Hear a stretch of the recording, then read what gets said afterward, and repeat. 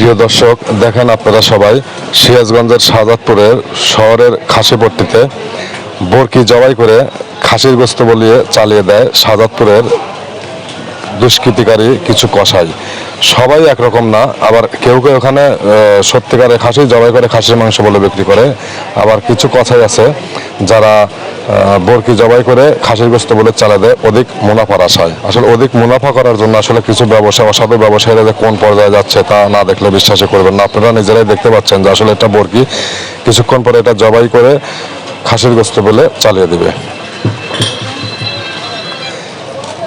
আসলে এই সমস্ত দুষ্কৃতিকারীদের বিরুদ্ধে কিছু অসাধু ব্যবসায়ীদের বিরুদ্ধে প্রশাসনের ব্যবস্থা নেওয়া উচিত। মোবাইল কোড করে এদেরকে শাস্তির আওতায় আনা উচিত। তা না হলে এরা দিন দিন আরো বেপরোয়া হয়ে যাচ্ছে।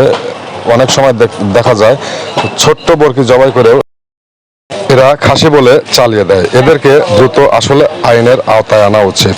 মানুষ প্রতারণার শিকার হচ্ছে প্রতিনিয়ত কিছু অসাধু ব্যবসায়ী দ্বারা, তবে সবাই এক নয়।